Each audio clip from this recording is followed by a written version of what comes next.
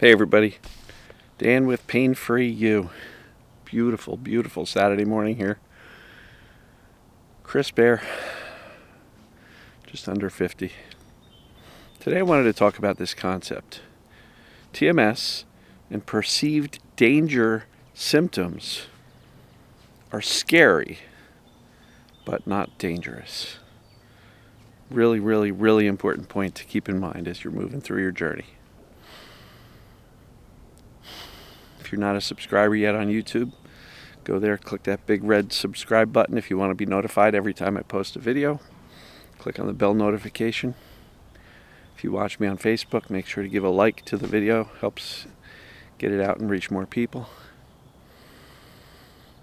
If you haven't bought the book yet, go to painfreeyoubook.com in the US, or just go to your regional Amazon website near you, or audible.com or spotify.com for the audiobook. So, perceived danger symptoms are scary, not dangerous. So, I get it. When you have a tough time walking, at one point I couldn't get off the floor for 14 hours. Really scary. And of course, it's natural to kind of have the thought that goes, holy cow, what if this never stops? Right? Wow. Scary. Super scary. But, by definition, TMS, perceived danger pain, means you're not broken, and therefore it's temporary. But you do need to follow a proven process of teaching the brain to turn down the false alarm. That's what's involved here. We are overcoming fear. We are not fixing body parts. We are not eliminating symptoms. We are teaching the brain we are okay, so the brain can conclude on its own there's no need for the warning because we're not truly in harm's way. So yes, symptoms can be extremely scary, but they're not dangerous. It's really your job to remember that, and to convey that, and not add to the fear with the secondary fear. What do I mean by that? The thinking, the predicting a horrible future, the what if the doctor's right and I'm not going to get better? What if the internet's right and I'm destined for a life of suffering? What if, fear, fear, fear, fear, fear. It's really your responsibility to yourself to minimize as much of that as possible. Is it possible to cut that out entirely? No. It's normal to be afraid. Your brain is doing its job by saying, oh no, well, what if this happens? That's just the brain doing its job. All of those fearful what if messages coming out of the brain are simply a brain perceiving danger and having the thoughts to either plan ahead, predict it, or warn us, or tell us, be careful, don't do this, don't do that. So, the brain is a prediction machine, and it's our job to make sure that it is predicting whether or not we're going to be okay based on accurate information. Because if you're operating on misinformation, that creates a whole heck of a lot of fear and doubt and worry, perceived danger, and symptoms can persist. So it's really your responsibility to convey safety consistently, calmly, credibly. And if you don't trust the messages of safety, well, two things. You got to go back and double check. Do you understand truly what is causing symptoms? Because in the comments, I always see people who say, I follow you, for a long time, but my scan, x-ray, joints, muscles, tendons, blah, blah, blah. Okay. Rule of thumb. Rule out anything catastrophic, life-threatening. If it doesn't seem to be catastrophic and the medical team says, okay, you're not dying, great. Now we rule in a mind-body, a perceived danger cause of the symptoms. And once you have done that, it's your responsibility to yourself to not keep on wavering back and forth to the, well, what if my joint, what if my spine? What if my discs? What if my bladder? What if my whatever? Once you've learned what causes symptoms, done the analysis and said, yeah, this is what's going on, let's do your best to minimize any analysis or thought over what's wrong with the body. The body is the screen, the brain is the projector.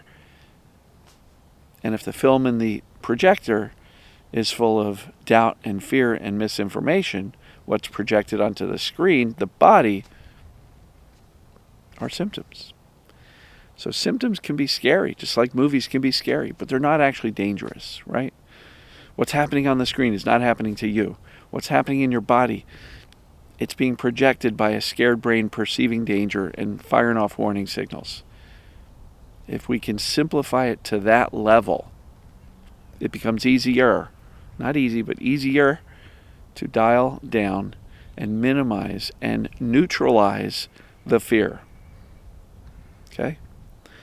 Does it work overnight? No.